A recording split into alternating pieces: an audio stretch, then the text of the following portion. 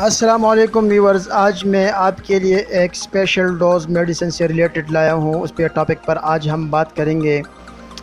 جو ڈوز میں آپ کے لیے ویڈیو میں بیان کرنے والا ہوں، امید کرتا ہوں اس سے آپ کو بہت فائدہ ہوگا۔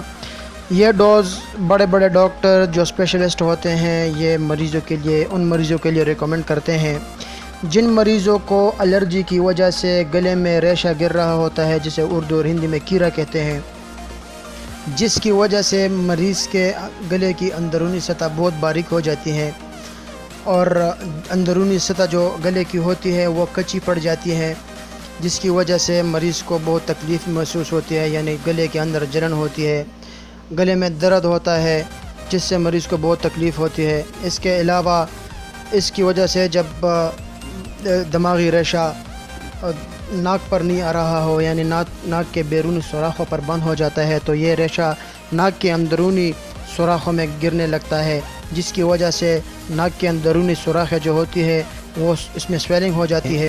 مزید ڈسکس کرنے سے پہلے باسط میڈیسن کیئر کو سبسکرائب کرے، ویڈیو کو لائک کرے اور بیل آئیکن پر ضرور کلک کرے۔ ان سب کے بارے میں ہم بات کریں گے، آپ کو تفصیل کے ساتھ آپ کو ہم گائیڈ کریں گے۔ تو یہ سب الرجی کی وجہ سے ہوتا ہے، اور خاص کر کے یہ دسمبر سے مارچ کے درمیان اکثر لوگوں کو یہ شکایت ہو جاتی ہے، کیونکہ اس دوران موسم بھی بدلنے لگ جاتا ہے، موسم چینج ہوتا ہے، تو اس وجہ سے یہ تکلیف اکثر لوگوں کو ہو جاتی ہے۔ تو اب آتے ہیں اس کے پرہیز کی طرف، یعنی خوراک میں آپ نے کن چیزوں کا احتیاط رکھنا ہے۔ تو دوستو، اس میں آپ نے کولڈ ڈرنک بالکل نہیں پینا۔ کولڈ ڈرنک ویسے بھی عام انسان کے لیے بھی اس کی صحت پر اب اچھے اثرات نہیں پڑتے اس کے پینے سے، اور اس کے علاوہ آپ نے لیمو نہ کھانے میں استعمال کرنا ہے، اور نہ ہی آپ نے لیمو پانی میں استعمال کرنا ہے، اور نہ ہی شربت میں۔ اس کے علاوہ آپ نے دہی نہیں کھانا، یہ باہر کی دہی جو سی ہوتی ہے آپ نے کبھی بھی استعمال نہیں کرنا، بلکہ نیسلے کا میٹھا دہی آپ نے استعمال کرنا ہے۔ اور اس کے علاوہ لائف ٹائم کے لیے آپ کو ٹھنڈا پانی بالکل نہیں پینا چاہیے۔ تو دوستو آتے ہیں اب ڈوز کی طرف۔ تو دوستو، اس ڈوز میں آپ نے سافٹن، مائٹیکا، ایرینیک اور زائنوسین نسل سپرے استعمال کرنا ہوتا ہے۔ دوستو، اب اگر ہم بات کریں یہ سافٹن ٹیبلٹس کے بارے میں، تو پچھلی ویڈیو میں آپ کو بتا چکا ہوں۔ سافٹن ایک non sedating, antihistamine, anti allergic, antipruritic group سے تعلق رکھتا ہے۔ اس کا فارمولہ لوریٹاڈائن ہے۔ سافٹن ٹیبلٹس کا فارمولہ لوریٹاڈائن ہے۔ پاکستان میں یہ سافٹن اور دوسرے برانڈ میں ملتا ہے، بلکہ انڈیا میں آپ کو دوسرے برانڈ میں مل سکتا ہے لوریٹاڈائن فارمولے کے ٹیبلٹس۔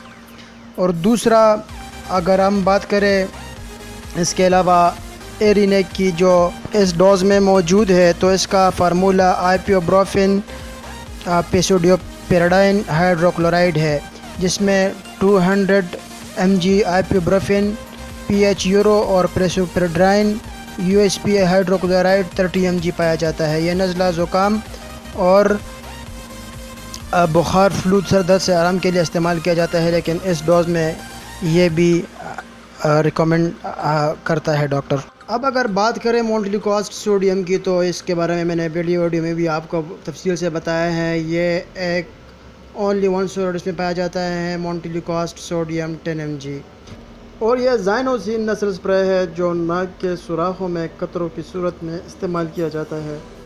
تو اب آتے ہیں اس کی یوزز کی طرف۔ تو دوستو، ڈاکٹر سافٹن اور ایرینیک صبح کے وقت ناشتے کے بعد ایک ٹیبلٹس ایرینیک کا اور ایک ٹیبلٹ سافٹن کا پرسکرائب کرتے ہیں کھانے کو، اور اس کے علاوہ رات کو سوتے وقت کھانے کے بعد ایک ٹیبلٹ مائٹیکا کا اور ایک ٹیبلٹ ایرینیک کا کھا لیں، یعنی پانی کے ساتھ لے لیں۔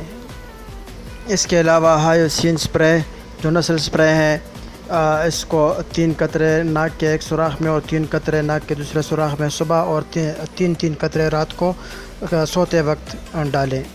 دوستو، کوئی بھی میڈیسن ڈاکٹر کے مشورے کے بغیر استعمال نہیں کرنا، بغیر ڈاکٹر کے پرمیشن کے کوئی بھی میڈیسن یوز نہ کرے۔ بہت شکریہ۔